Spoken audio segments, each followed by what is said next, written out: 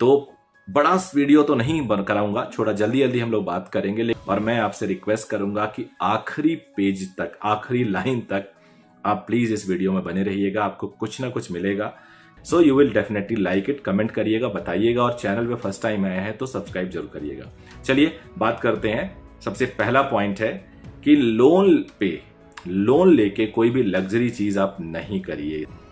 ये सारी की सारी चीजें आप वेस्ट करते हैं और एक लायबिलिटी बढ़ाते हैं।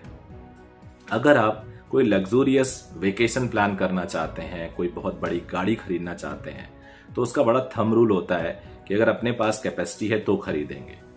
कोई भी लग्जूरियस चीज अगर आप पैसे दे के पूरी तरह अपफ्रंट पेमेंट करके नहीं खरीद सकते हैं तो उसको टाल दीजिए, क्योंकि वो आपके जेब पे भारी पड़ने वाला और आपको बाद में परेशान करने वाला है। याद रखिए, बड़ा बनिए। बड़ा दिखने से ज्यादा जरूरी है बड़ा बनना, बड़ा दिखिए मत। दूसरा पॉइंट उसी बात को लेके है कि महंगी गाड़ी लोन पे आप बिल्कुल नहीं लेंगे। लोन पे आप जब महंगी गाड़ी लेते हैं तो सबसे पहले आप एक बहुत बड़ा मार्जिन मनी बैंक को देते हैं। मार्जिन मनी जब आप बैंक को देते हैं तो वो पैसा आपका ब्लॉक हो गया, क्योंकि आप 100% तो फाइनेंस होगा नहीं, या मान लो कभी आजकल तो हो भी जा रहा है, बट महंगी गाड़ियों में कुछ मार्जिन मनी देना होगा। रिमेनिंग पैसे पे आप लोन ले रहे हो, जिसका आप EMI दोगे।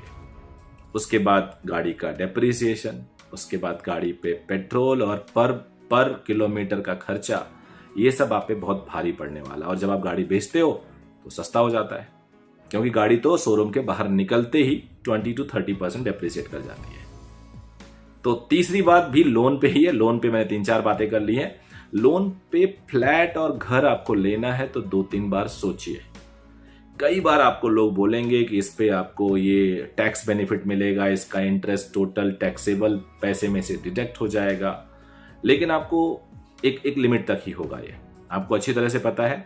शुरू के कुछ सालों में फ्लैट या घर वाले आपसे सिर्फ और सिर्फ इंटरेस्ट का पैसा लेते हैं, मोटा पैसा लेते हैं। मैं एग्जाम्पल के तौर पे बता सकता हूं कि लगभग अगर आपका 1 लाख का EMI है तो उसमें 95,000 तक रुपया इंटरेस्ट का जाता है।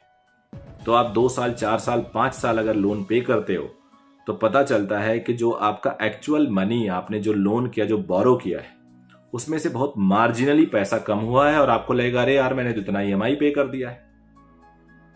मैं एग्जाम्पल बता सकता हूं कि कहीं भी B टाउन या A टाउन में ही 2 करोड़ का फ्लैट अगर आप खरीदते हैं और उसमें आप मान लीजिए 1 करोड़ का आपने एक तरह से लोन ले लिया और 1 करोड़ आपने मार्जिन मनी डाल दी फॉर एग्जाम्पल, तो 1 करोड़ पे 80,000 से लेके 1,20,000 के रेंज में आपको EMI पड़ेगा डिपेंडिंग ऑन द टेन्योर। यानी आप 80,000 से 1,20,000 अगले 15 से 30 सालों तक EMI दोगे। 1 करोड़ रुपया भी अपना आपने फंसा दिया है उसमें। एप्रिसिएशन फ्लैट का 6% भी पर एनम हो सकता है, 5 भी हो सकता है, या कई बार तो स्टैग्नेट हो जाता है, बहुत हो गया तो 10% हो गया, 12% हो गया। और वो आप 80-90,000, 1 लाख दे भी रहे हो पर मंथ, वही फ्लैट आपको किराए पे 30 से 50,000 की रेंज में आराम से मिल जाएगा। और आप चौड़े होके रहो, पूरा का पूरा मार्जिन मनी जो आपने 1 करोड़ लगाया है वो कहीं इन्वेस्ट कर दो, उसका रिटर्न कमाओ और लेस टेंशन फ्री रहो। अब कई लोग को लगता है यार एक घर तो होना चाहिए, तो एक घर होना चाहिए तो इतना पैसा जमा कर लो कि लोन लेना ही ना पड़े, या बहुत थोड़ा सा लेना पड़े, या उतना पैसा रखे हो फिर लोन ले रहे हो तो भी चलेगा। लेकिन पैसा नहीं है और आप लोन ले रहे हो तो अपनी लायबिलिटी बढ़ा रहे हो। तो ये मेरी बात पे गौर करिएगा, ये बहुत इंपॉर्टेंट है। और ये कई सारे आप इकोनॉमिस्ट और कई सारे फाइनेंशियल कंसल्टेंट से भी बात कर सकते हैं, वो भी यही सजेस्ट